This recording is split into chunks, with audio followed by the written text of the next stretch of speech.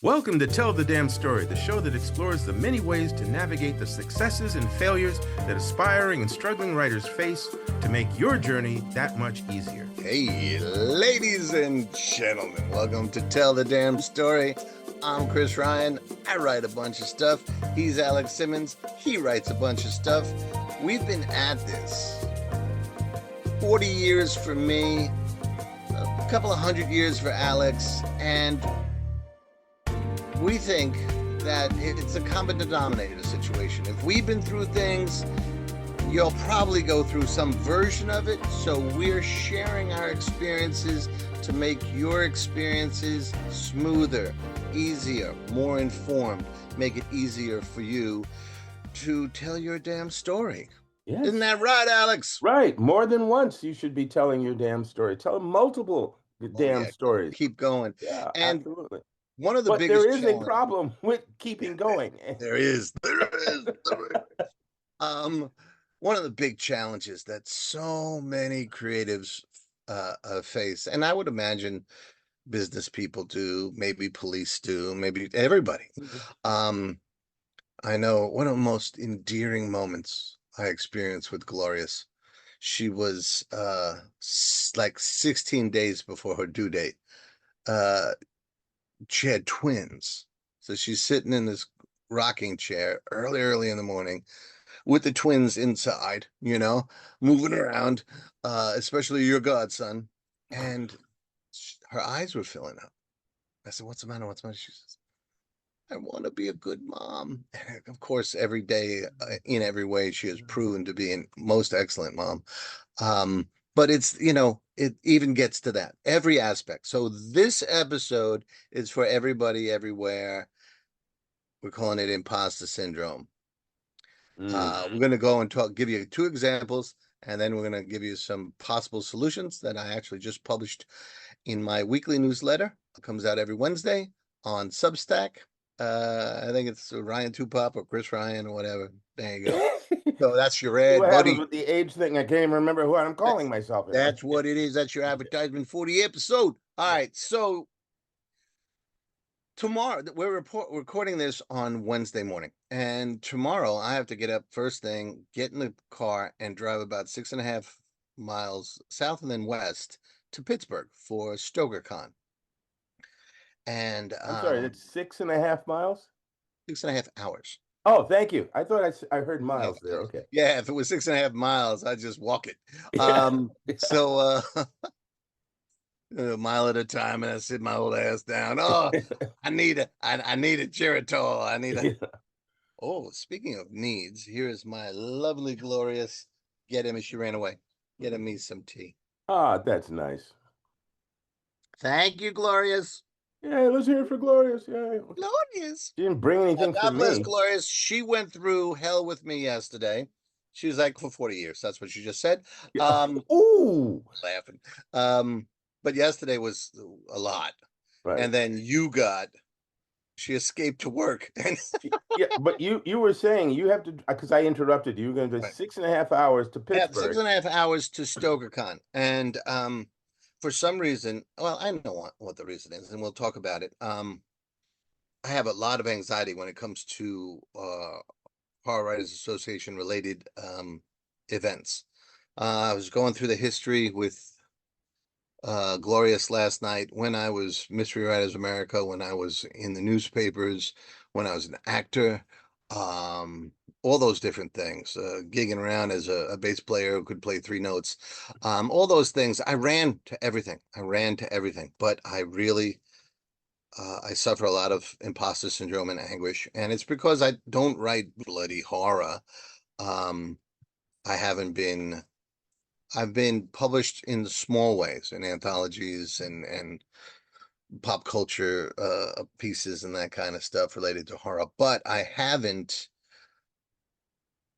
received the kind of published recognition that a lot of these top people do. I think I've done some good work. In particular, it's been a privilege, has gotten good reviews from people I know, like Alex Simmons and Teal James Glenn, and the Glorious one, but she likes all my stuff. God bless that girl. And that was up, but it didn't even make the long list of nominations or possible nominations for poetry collection. And I think that helped with the spiral, because I really believed in that. And, everyone's got to deal with rejection, everybody. Mm. And I thought I was used to it, having had a lot of practice, as we all do. But yeah, I really spiraled.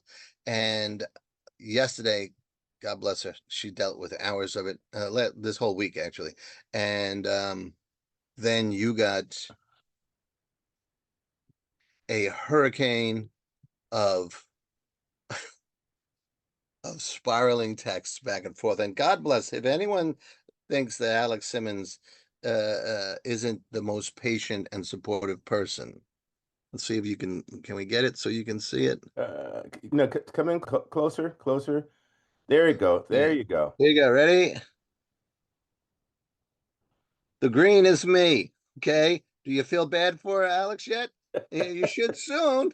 And there's him trying to cycle on and help me out and talk me off the roof. And there you go. So it was a lot.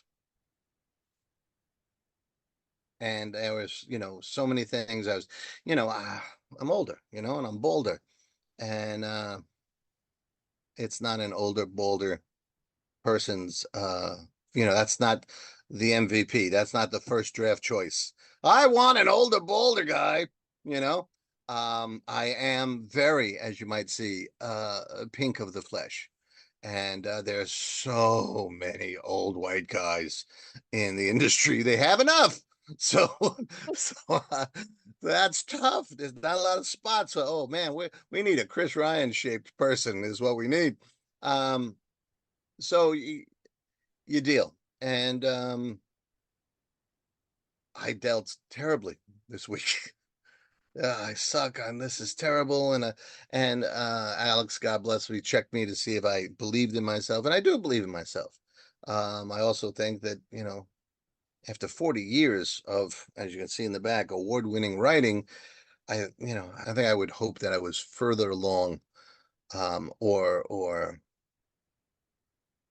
honestly, one of the frustrations is all of those things don't follow you around. They stay in your den. It's not like a neon sign behind him. Look what this guy did. So Told you, put it, it on a it t-shirt. gets yeah, it gets to be a lot, right? So eventually I went to bed with Glorious's words in my ear and Alex's words in my other ear, or his texts in my eyes. And I remember one last thing I said was before I fell asleep was all right, I have to I have to resolve this. I have to find resolution. Now, while I look up my resolution, Alex, you have been going through something similar. So far, what we're doing is showing you examples of imposter syndrome. When you think you're not good enough and all that sort of stuff, or your stuff's not getting an even break or whatever. So you heard my spiraling. That's one of the things that can happen. Alex, you got another example? And then Uh, I'll talk to you about yeah, I will sort of ease into it this way by saying that, on a number of episodes in the beginning, Chris will cheer for me, by saying I've done this fantastic thing, I've done that fantastic thing. And I'll just take a second to say, yeah, I've written books that were about Disney characters for noted publishers. I've written a number of different teen mystery series that were also about iconic characters. I've written Tarzan, I've written Batman, I've written Scooby-Doo comics and things like that. I've been privileged to do adaptations on the works of a number of black artists that, classic black artists, whose work were in novel form, and I helped turn into a graphic novel story and things like that. Not to mention 30 plus years of writing my own material, in particular my Blackjack series.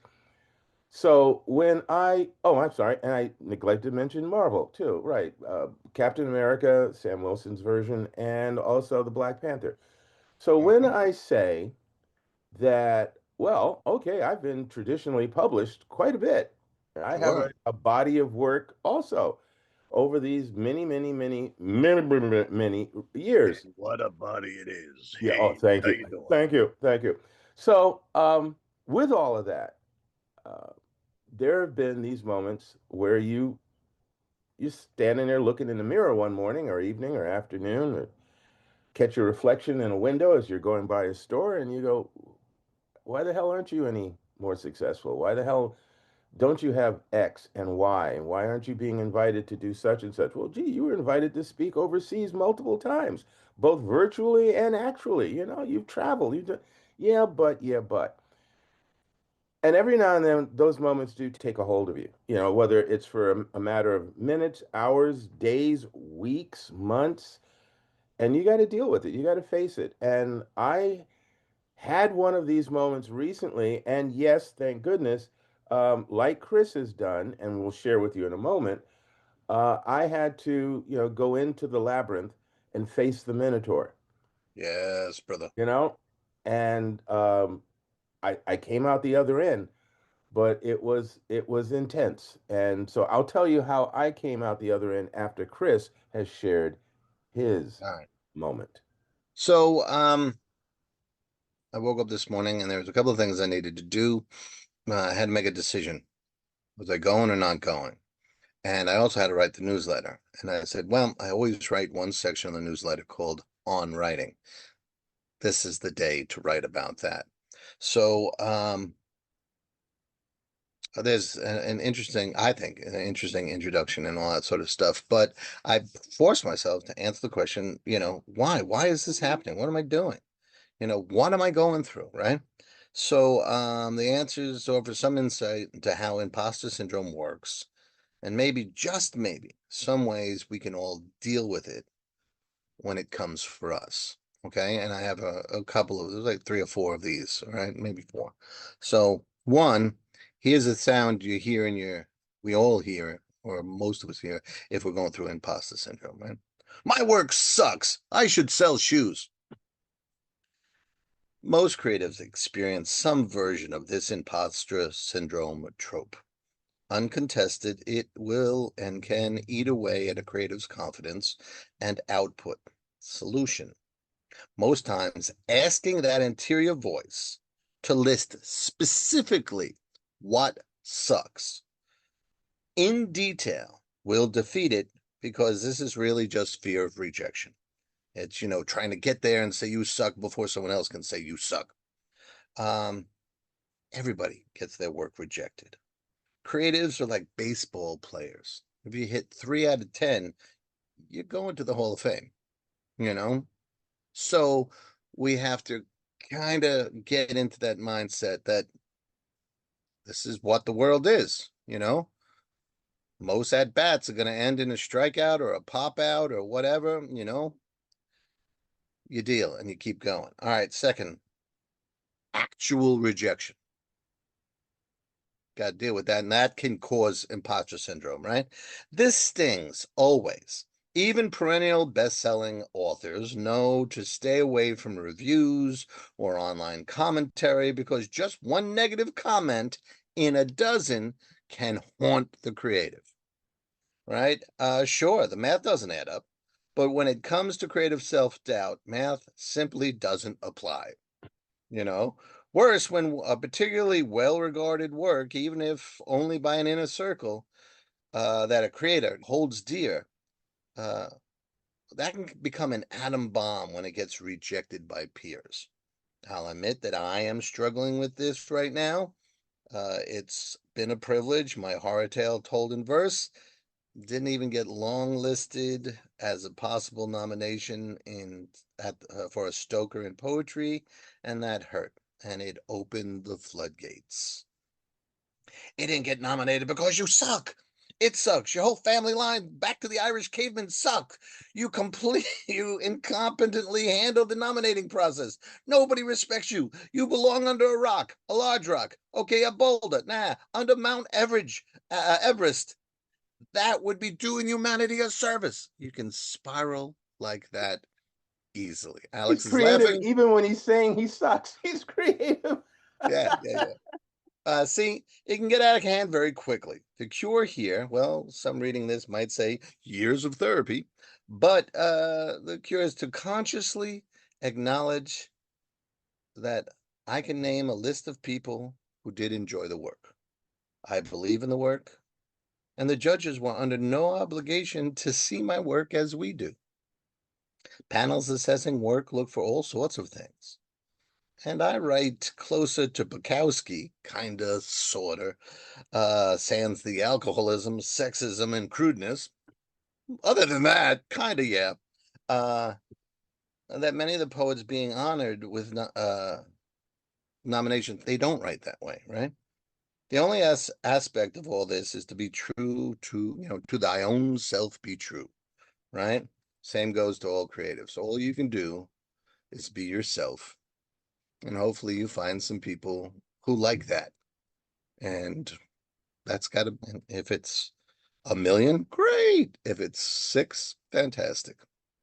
You just got to be you.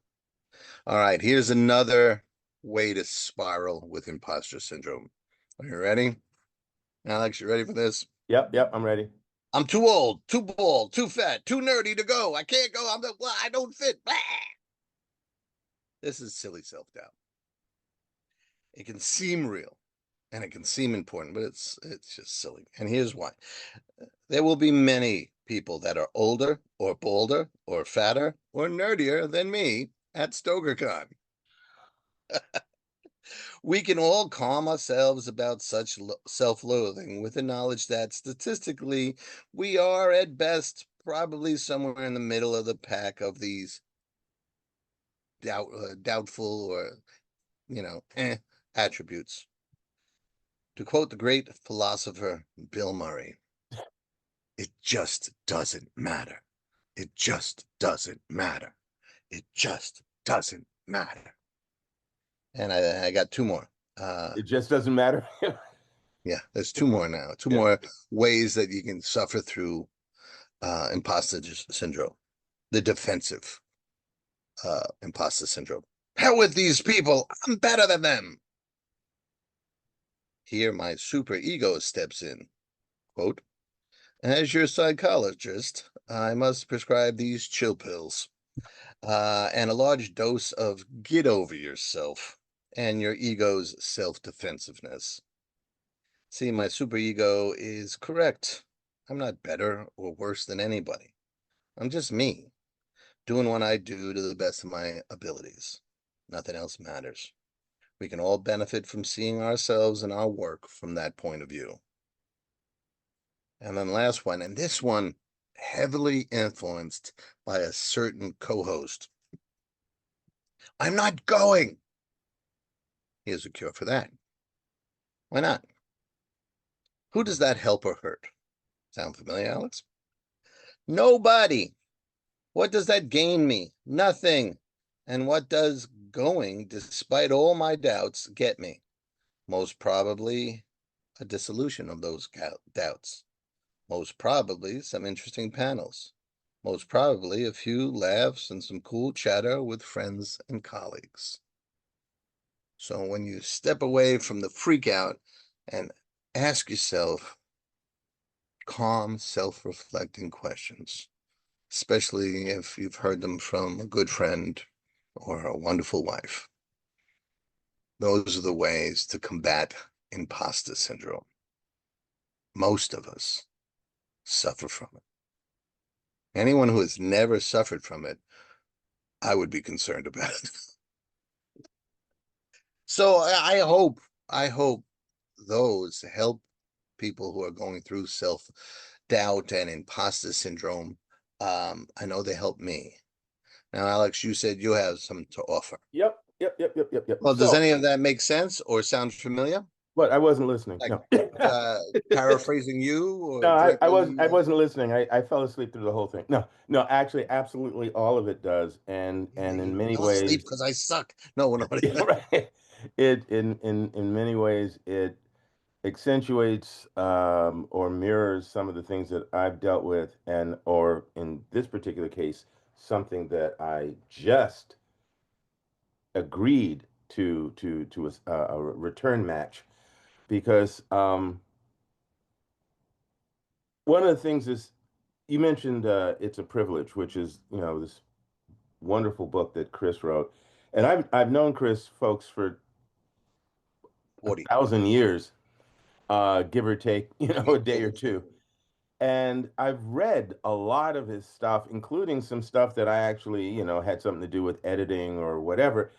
And I do feel that of everything of his that I have read, and I've not read everything he's written, but of many of the things that I've read that he has written, It's a Privilege is not only the best written, but it is the most incredibly ingenious POV of a story and character in that particular situation, genre, um, medium. It's it inspires instantly two other versions, immediately two other versions of how that material could be presented in what I feel would be a very revealing as well as entertaining manner. So I say all of that without going into the plot and any of that kind of stuff to say that um, knowing what I know about the piece and feeling what I feel about it personally, I understand that some folks won't see that, won't get it, doesn't make their cut of the circumstance or situation. And it's incredible to me in one way that Chris could be concerned about it, and then at the same time, I totally understand what he's Yeah, going through. As I mentioned before, in terms of myself, I could literally spend some time rattling off all the things that I've done, and sometimes I actually have to do a checklist because I blank it out. I yeah, don't yeah, yeah. remember. I get, and this is the imposter syndrome on subtle. This is the covert imposter syndrome thing. Mhm. Don't remember that you accomplished that. Don't remember the accolades. Don't remember the people who came up to you and said this and that, which touched your heart because they were talking about some bit of work that you did. Forget that. So that your mind is wide open to the negative things Yeah, that you might wow, think of, right? And so you get caught up in the negativity and you're thinking about that and you get emotionally caught up, as Chris was referring to. Well, then these people are this and these people are that, and they're out to get me. You get all that noise going on in your it's head, noise. It's noise. all Yeah, that noise until, yes, you have a Yoda moment. You have a Yoda moment. Hats off to Jim Henson. You have those moments of where Master Poe or whoever it is that you would find as the center of calm and peace, and at the same time allows you to truly see who you are and what you've done. Not as an ego thing, but as authentic reflection on what you have done. And if, for instance, and I'll get back to me in a moment, but if, for instance, when you have that moment, the one thing that comes forward is, well, yeah, but I just wrote my first book and nobody's this and that. Just stop right there. You wrote your first book. You got it done. You did what thousands of people never even get to do. right. So that's your first moment of, oh, wait, oh, gee, I I did do that. That's building on the positive. So for myself, quickly, um, there's been a bit of frustration with the character that I created and have lived with and loved for over 30 some odd years. I found the character valuable on a personal level when I first created it because of two things. One, the kid in me who grew up wanting to see himself as a heroic figure, saving lives and running off or riding off into the sunset, and with people going, "Oh God, he was wonderful. Thank you for doing that." Right. And then there was the kid in me who wanted to have adventure and travel the globe and get involved in sort of all kinds of mysteries and things like that. That kid, that 10 or 11-year-old kid is still in there somewhere playing in a playroom, right? And that kid wanted a heroic figure of himself, right? Then there was the part of me that was more the teenager into the early 20s side who came up during the civil rights movement and became, via the experience, more aware of, yeah, You didn't see people of color in heroic figures 99% of the time in the mainstream media. The only heroes we were given, especially as black people, were Booker T. Washington, George Washington Carver, Harriet Tubman. Martin Luther King had to earn his in real time while I was growing up, right? So we didn't have, the soldiers from the Civil War all the way forward constantly put in front of our faces. We didn't have a lot of the tropes in black to look at. Hmm. And so I wanted to not only create a character that fit in that realm, but also shine a light on some of the actual historical figures of not only African American or African descent, but of all the other cultures that I saw misrepresented and placed in stereotypical portrayals throughout almost 100% of the material that I was watching and growing up watching and reading. Okay. So big mission, little bitty mind.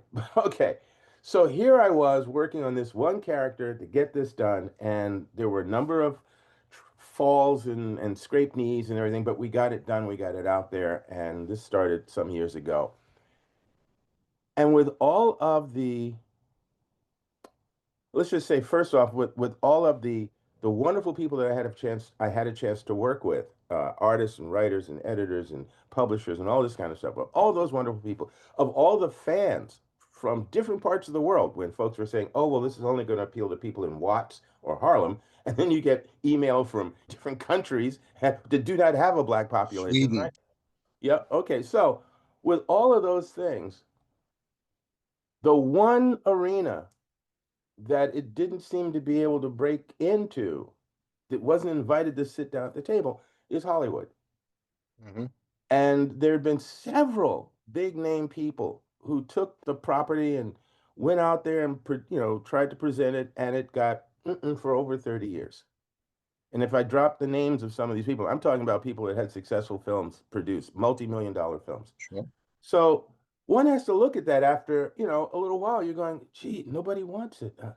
They don't. They're not a cartoon, live action. No, it's not. They're doing all these other black projects, and not yours. Yours must really suck. Must be really a dumb idea. Why didn't you create him with superpowers? Why didn't you put him in a cool costume or science fiction? So, yeah, what the hell is wrong with you?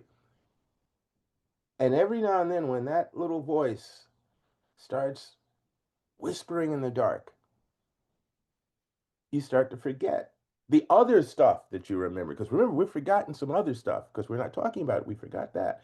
But now we're starting to forget the things we did talk about. And we're starting to go, yeah, maybe it was just me. Maybe it was just my ego. I thought it was this. I thought it was that.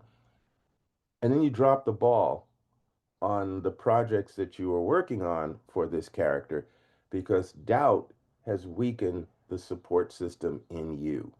True.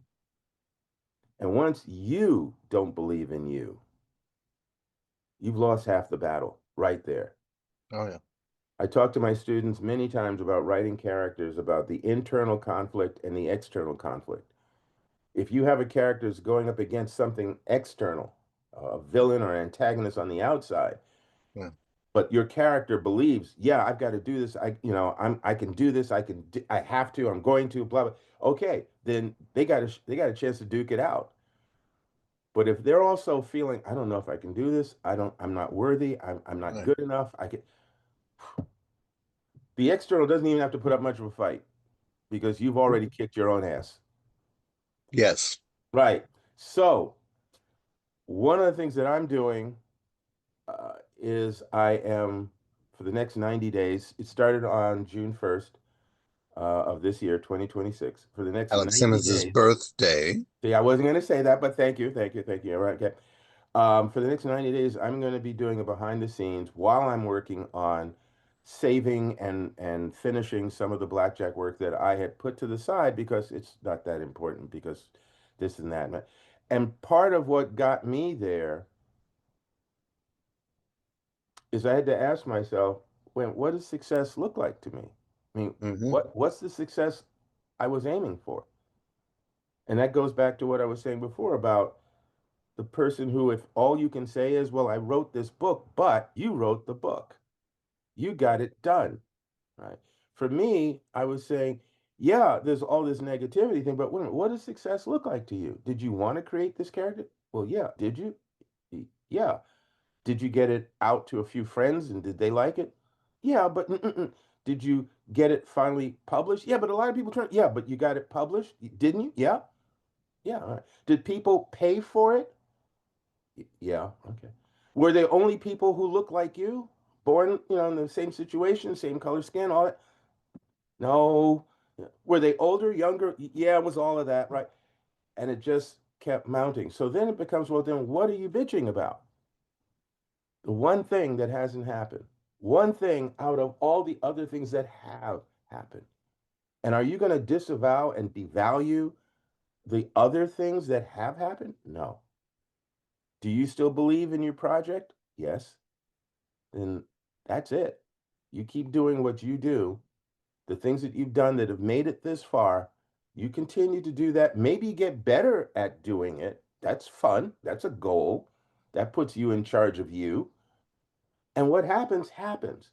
But you've already accomplished so much and you want to accomplish more. So do. And that was so this next 90 days, I'm going to be writing a newsletter and doing some other things that are going to pull attention to the ups and downs of this, the flaws and the successes. And at the end of those 90 days, I expect to be producing some material that will draw more attention to the character. What happens after that? Hey, let's find out. Yeah, that's the idea. Just let's find out. And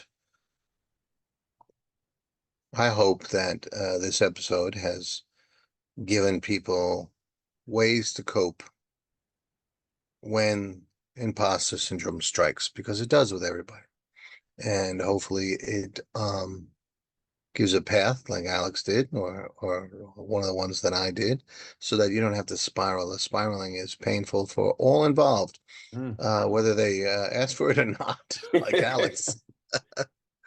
Um, any further comments there, sir? I would say since you brought it up at the very beginning and it's been a piece of the thread through here, you've commented on Glorious being there for you, and that's wonderful. The ring on the finger and all that really helps cement that relationship. That and the two kids who are wonderful too. So bottom line, that's a good one.